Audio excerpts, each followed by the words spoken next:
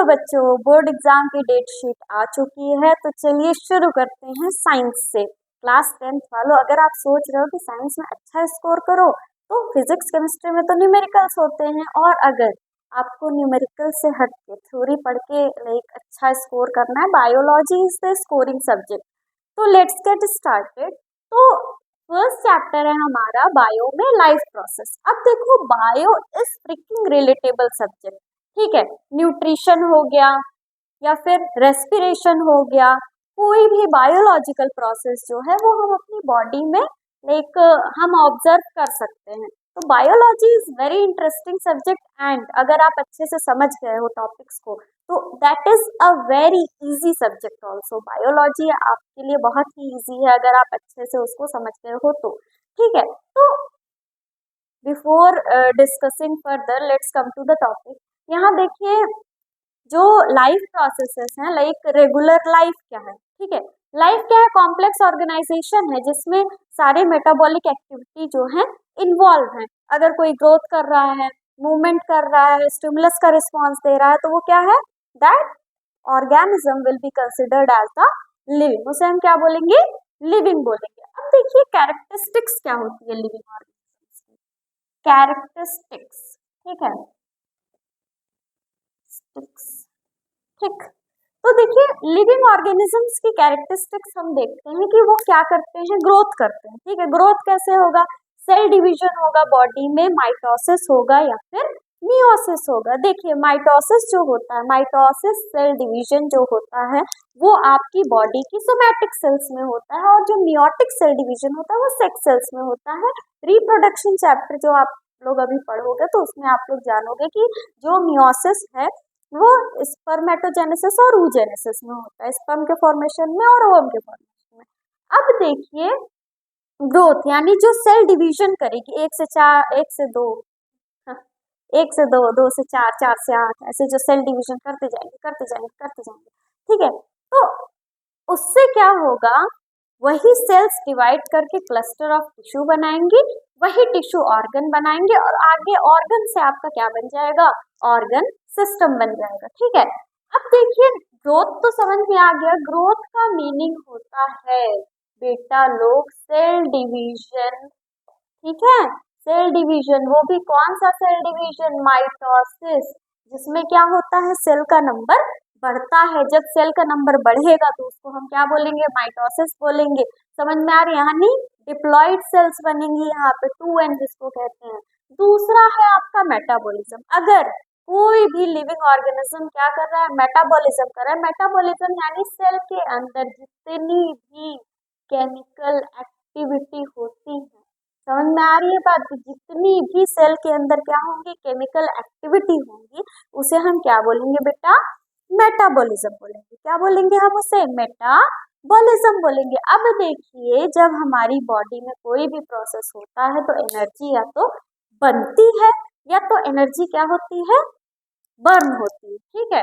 तो मेटाबॉलिज्म भी है आपका, यहाँ पे देखिए, या तो कुछ बिल्डअप होगा या तो कुछ क्या हो जाएगा? टूट जाएगा, बिखर जाएगा, खत्म हो जाएगा, ठीक। अब देखिए, मेटाबॉलिज्म जो है आपका, आपकी सेल के अंदर केमिकल एक्टिविटी हुई। छोटा सा एग्जांपल देती हूँ। जैसे बहुत लोग होते हैं, बहुत खाते हैं, जैसे मैं भी उन बहुत लोगों में आती हूँ। बहुत खाते हैं और सब लोग कहते हैं खाते वाते नहीं हो क्या, मोटे नहीं हो रहे हो तुम तो, लकड़ी हो हड्डी हो, ऐसा लोग कमेंट करते होंगे आपको। लेकिन इसमें आपकी कोई गलती नहीं है। पहली बात तो जेनेटिकल होता है, और मेटाबॉलिज्म, यही मेटाबॉलिज्म की गलती है, आपकी गलती नहीं है कि आप मोटे नहीं हो रहे। गलती किसकी है? इस गधे मेटाबॉलिज्म की गलती है। क्यों? क्योंकि देखो, जिसका मेटाबॉलिक रेट हाई होगा उसकी बॉडी में फैट बर्न इजीली हो जाता है और फैट स्टोर नहीं हो पाता। आप जब टिश्यूज चैप्टर पढ़ रहे थे तो आपने पढ़ा होगा कि जो एडिपोज टिश्यूज होते हैं आपकी बॉडी में, वो फैट को स्टोर करके रखते हैं। अब देखिए, जिनका मेटाबॉलिज्म हाई होता है उनकी बॉडी में फैट स्टोर नहीं हो पाता, फैट बर्न हो जाता है, ठीक है। अब देखिए, मेटाबॉलिज्म कितने टाइप का होता है? 2 टाइप का होता है। एक होता है आपका कैटाबॉलिज्म, एक क्या होता है आपका? कैटाबॉलिज्म होता है, और दूसरा क्या होता है बेटा? एनाबॉलिज्म होता है। एक क्या हो गया आपका? कैटाबॉलिज्म, और दूसरा क्या हो गया? एनाबॉलिज्म हो गया। कैटाबॉलिज्म में क्या हो रहा है? जैसे आपका है सेल्यूलर रेस्पिरेशन, सेल्यूलर रेस्पायरेशन, जिसमें क्या हो रहा है, C6H12O6 का ब्रेक डाउन हो रहा है। इसमें इसका क्या हो रहा है बेटा, इसका जो है वो हो रहा है ब्रेक डाउन। ठीक है, ये टूट रहा है, जो ग्लूकोज है आपका वो टूट रहा है और क्या बनाएगा टूट के, एटीपी बनाएगा, है ना। एनाबॉलिज्म में क्या होता है, बिल्डअप होता है। इसमें क्या होता है, बिल्डअप होता है, क्या, ग्लूकोज होता है। बिल्डअप का एग्जाम्पल सबसे अच्छा क्या है आपका, फोटोसिंथेसिस, है ना, इसमें ग्लूकोज बन रहा है। अब देखिए कोई नॉन लिविंग थिंग है, जब तक कोई नॉन लिविंग थिंग जो होती है वो स्टेशनरी होती है, जब तक हम उसे टच नहीं करते हैं, उठा के यहाँ से वहां नहीं करते हैं, तब तक वो अपनी जगह से नहीं हिलेगा। ठीक है, तो सेम यहाँ पे है कि देखो लिविंग ऑर्गेनिज्म जो रहेंगे ग्रोथ करेंगे और क्या करेंगे, मूवमेंट करेंगे। ठीक है, movement from one place to another, locomotion करेंगे एक जगह से दूसरी जगह in search of food and shelter. जो लिविंग ऑर्गेनिजम्स होंगे वो क्या करेंगे बेटा, मूवमेंट करेंगे। ठीक है, अब देखिए मेन चीज क्या है, रिस्पॉन्स टू स्टिमुलस। जब कभी देखो ठंडी का टाइम होता है, हम लोग क्या करते हैं, छत पे जाके बैठते हैं, है ना, क्या करते हैं, छत पे जाके बैठते हैं धूप सेकने के लिए। और जब छत पर से नीचे उतरो, सीढ़ी पर आओ, अंधेरा अंधेरा रहता है वहां, कोई लाइक वैसी कोई रोशनी बहुत ज्यादा नहीं है, तो देखोगे जब धूप में से नीचे आते हो तो थोड़ी देर तक सब अंधेरा अंधेरा दिखाई देता है, काला काला दिखाई देता है। ऐसा क्यों होता है, जब आपने पढ़ा होगा जो ये आंखों में पिupil होता है वो एक्सपैंड करता है जब कम लाइट रहती है, और श्रिंक मतलब छोटा हो जाता है जब क्या होता है, ज्यादा लाइट रहती है। उसी को एडजस्ट होने में जो टाइम लगता है ना, उतनी देर में हम लोगों को ब्लैक ब्लैक दिखाई देता है। ठीक है, देखिए अब हम हमारी बॉडी क्या कर रही है, स्टिमुलस के थ्रू रिस्पॉन्स कर रही है, स्टिमुलस के अगेंस्ट रिस्पॉन्स कर रही है। जैसे जब बहुत ज्यादा लाइट हमारी ऊपर, लाइक नहीं, बहुत ठंडी लगती है तो हम कांपने लगते हैं, है ना, गर्मी लगती है तो पसीना होने लगता है, तो ये क्या है, रिस्पॉन्स ही तो है। ठंडी गर्मी ये सब क्या है, ये सब स्टिमुलस ही है। समझ में आ रही है बात। या फिर लाइट हो गया, लाइट भी कोई भी फॉरेन सब्सटेंस जो है हमारी बॉडी के बाहर जो प्रेजेंट है वो हमारे लिए क्या है, वो स्टिमुलस ही है। समझ में आई बात, क्लियर हुआ, आगे बढ़ते हैं। तो ये सारे कैरेक्टरिस्टिक्स थे जो क्या कर रहे थे, किसी भी लिविंग ऑर्गेनिजम्स को डिफाइन कर रहे थे कि लिविंग ऑर्गेनिजम्स दिखते कैसे हैं, करते क्या हैं। और मेन चीज होती है रिप्रोडक्शन। क्या करेंगे, ये रिप्रोडक्शन करेंगे। रिप्रोडक्शन चैप्टर में आप पढ़ोगे कि रिप्रोडक्शन जो है वो स्पीसीज की कंटिन्यूटी के लिए बहुत ही ज्यादा इंपॉर्टेंट प्रोसेस होता है, और ये जो प्रोसेस होता है इससे प्रजाति खत्म होती है। ठीक है, लेकिन रिप्रोडक्शन को हम डिफाइनिंग कैरेक्टर इसलिए भी नहीं बोलेंगे क्योंकि बहुत सारे जो लाइक जो थर्ड जेंडर होता है या फिर और भी कुछ ऑर्गेनिजम्स होते हैं जो स्टेराइल होते हैं। इसका मतलब ये नहीं कि बच्चे नहीं पैदा कर सकते तो उनको हम लिविंग की कैटेगरी में नहीं रखेंगे। ठीक है, रिप्रोडक्शन भी एक फीचर है लेकिन डिफाइनिंग कैरेक्टर नहीं है लिविंग और नॉन लिविंग के बीच में डिस्टिंग्विश। देखो बेटा, जीने के लिए क्या जरूरी है, रोटी कपड़ा मकान, है ना, लेकिन सबसे पहले क्या जरूरी है, रोटी।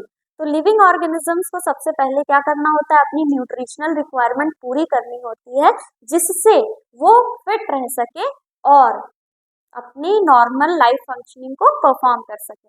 अब देखिए जब हम बायो पढ़ते हैं, जैसे शुरुआत में एबीसीडी पढ़ाया गया होगा तभी तो सेंटेंस वगैरह बताया गया होगा, बिना एबीसीडी पढ़ाए थोड़ी सेंटेंस बताया गया होगा तुम लोगों को।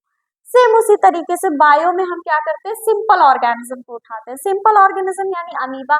चलिए अमीबा को उठाते हैं। देखिए nutrition in amoeba, nutrition in amoeba, amoeba के अंदर न्यूट्रिशन कैसे होता है। न्यूट्रिशन क्या है, न्यूट्रिशन का मतलब ये है intake of food, intake of food and utilising it. क्या करना है उसे, utilising it for the formation of energy.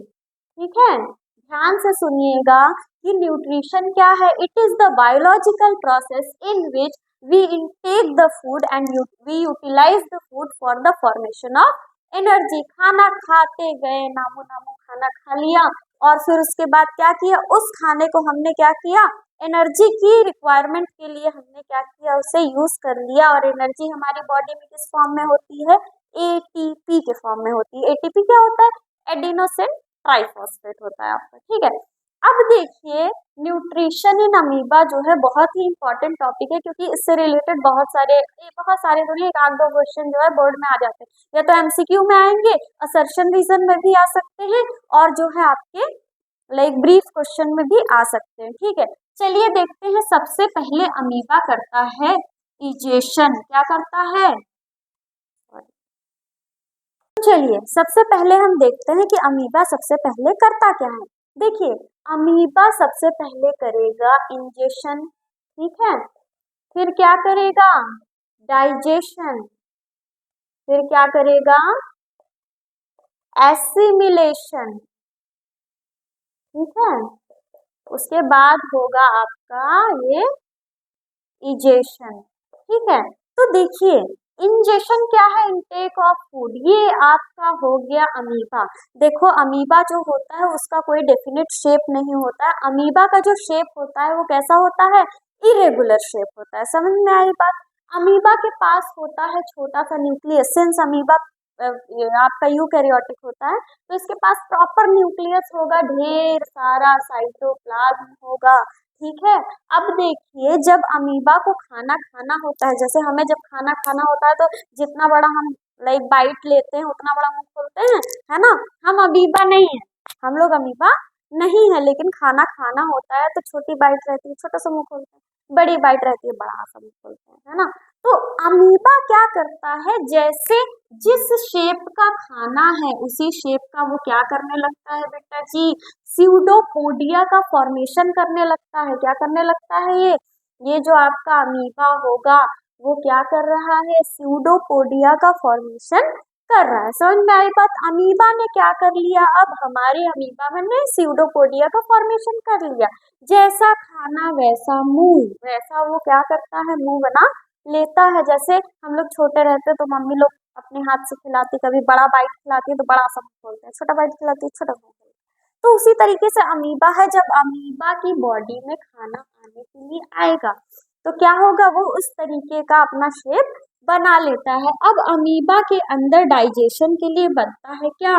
Food vacuole बनता है। डाइजेशन कहाँ होता है? फूड वैक्यूल के अंदर होता है। अब देखिए फूड वैक्यूल के अंदर ही क्यों होता है? क्योंकि फूड वैक्यूल के अंदर ही स्पेशल एंजाइम होते हैं। स्पेशल डाइजेस्टिव एंजाइम जो होते हैं वो किसके अंदर होते हैं बेटा? वो फूड वैक्यूल के अंदर ही होते हैं। समझ में आई बात? जो फूड वैक्यूल के अंदर होंगे वो क्या होंगे? स्पेशल डाइजेस्टिव एंजाइम होंगे जो कि कॉम्प्लेक्स फूड को सिंपलर फूड में कन्वर्ट कर देंगे। अब खाना पचने के बाद क्या होगा? जैसे ही खाना इसमें पचा वो क्या हो जाएगा? वो धीरे धीरे धीरे धीरे बॉडी में अब्जॉर्ब होने लगेगा, और जो एक्स्ट्रा मैटर होगा, जो नॉन डाइजेस्टेड होगा, वो इस अमीबा की बॉडी से क्या हो जाएगा? बाहर हो जाएगा। समझ में आई बात? कि सबसे पहले देखिए एक बार फिर से समझ लीजिए, amoeba is a very simpler organism and the nutrition in amoeba take place by the following step. Firstly, amoeba intakes the food by forming the pseudopodia. Since amoeba do not have any special organ to obtain the food, so it forms the pseudopodia in shape of food that it has to take. And after that, the digestion will take place inside the food vacuole, because food vacuole contains the special digestive enzyme that is helpful for the digestion of food that amoeba is taking inside the body. ठीक है, उसके बाद खाना जब digest हो जाता है, then the digested food material, no, not the digested food material, the useful food material, the useful substances get absorbed into the body of the amoeba, and after that the fecal matter will be removed from the amoeba's body. तो ये बहुत ही simple process है। यहीं पे आपका खत्म होता है nutrition in amoeba. If you like the video, give a big thumbs up. Thanks for watching. Radhe Radhe.